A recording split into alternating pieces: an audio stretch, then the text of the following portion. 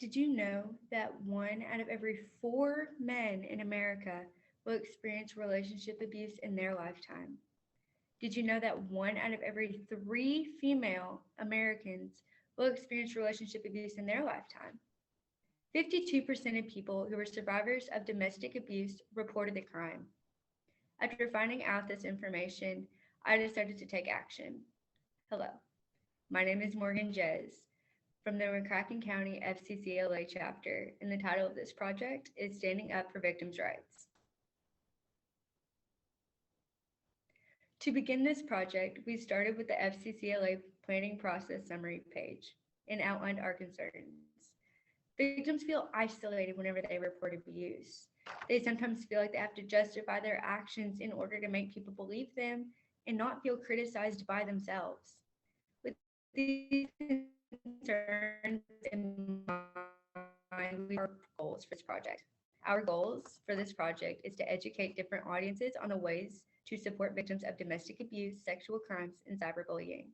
Show the community resources that are available locally for victims of domestic abuse and sexual crimes.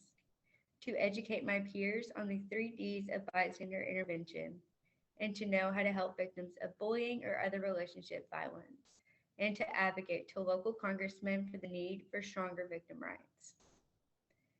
I will outline my act as I go through this presentation, but you can see from this slide, I have many positive experiences with this advocacy project. I've emailed legislation and will be following the legislation to see if anything passes and will contact local officials when it does. The issue I chose was the inability to sue perpetrators who committed a sexual crime against a minor due to the statute of limitations. This is a nationwide concern.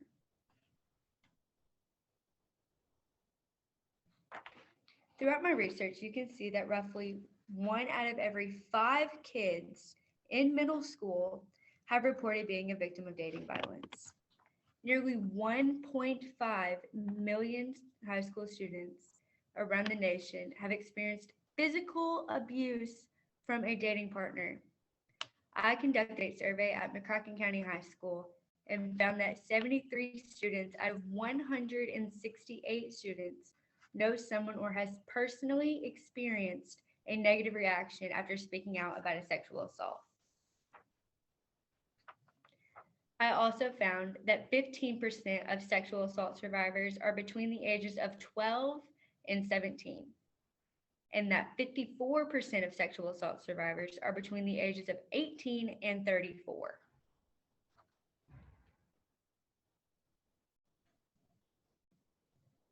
The FCS standards that go along with dating violence and the effects it has on the survivor, along with victim blaming, are listed above.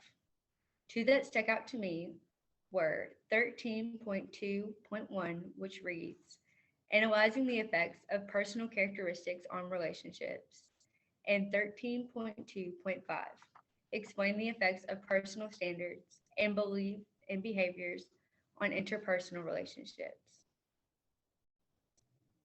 My goals for this project are to educate my peers on ways to support victims of domestic abuse, sexual violence, and cyberbullying.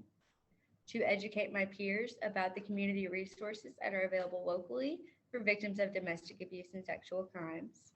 To be able to define the 3Ds of bystander intervention and know how to help victims of bullying or other relationship violence. And to educate my peers on ways to support victims of domestic abuse, sexual crimes, and cyberbullying. My elevator speech is written above. It gives purpose of why I'm advocating for survivors of domestic abuse or of a sexual crime that have come forward and received a negative reaction. I have personally witnessed victim shaming at my school after someone has spoken out about a crime that was committed to them. Local communities need the power to protect my peers and I against these perpetrators. By eliminating the time frame survivors have to report their crime, will allow them to fully heal before reopening the wound to press charges.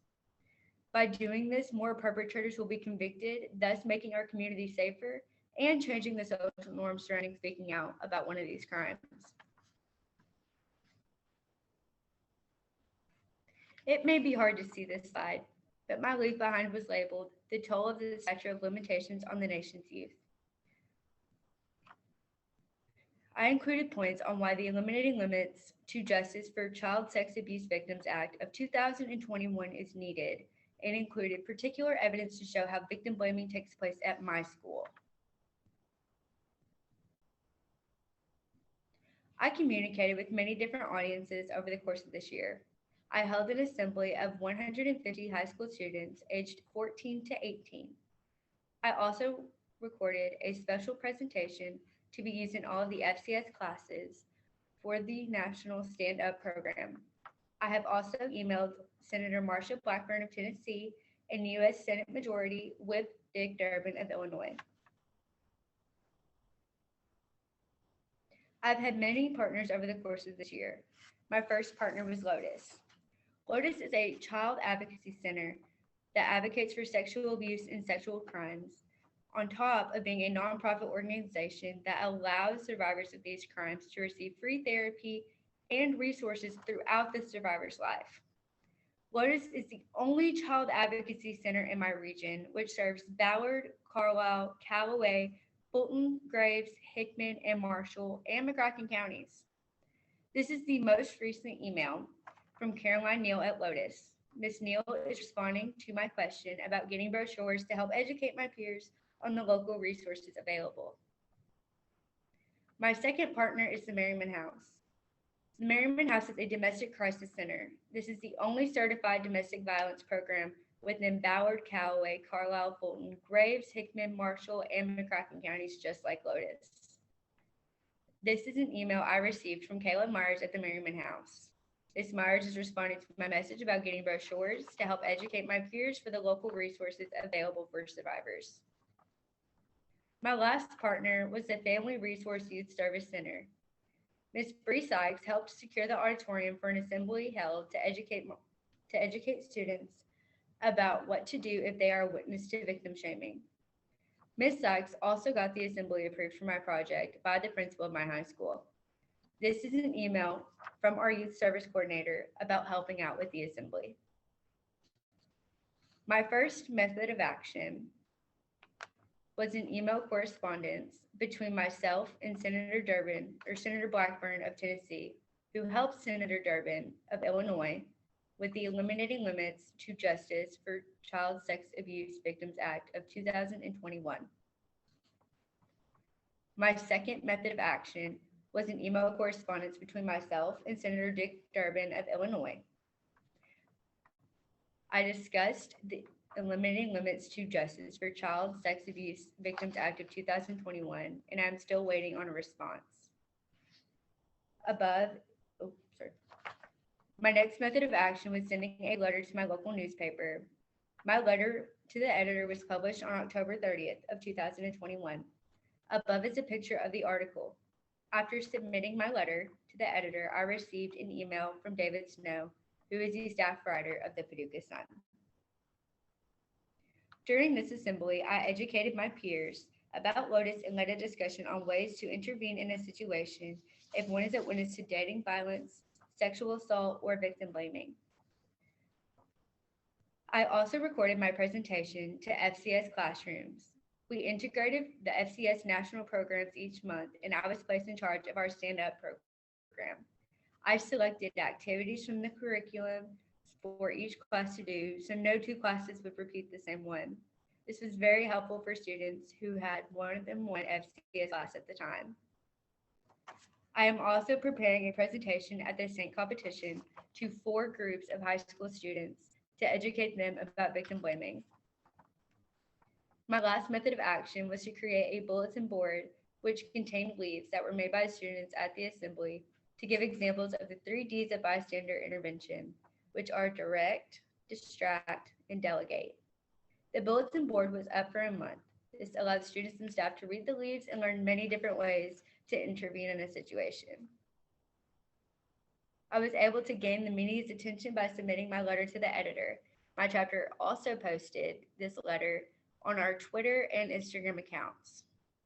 My assembly was also publicized on the Instagram account. After I held my presentation in the auditorium, I had a student come up and speak to me. This student was moved by my presentation and decided to come forward about her sexual assault. She is now receiving the help that she deserves from one of our partners, Lotus, and finally reporting her crime. I've also been asked to give my presentation at the KY State Leadership Conference on March 23rd.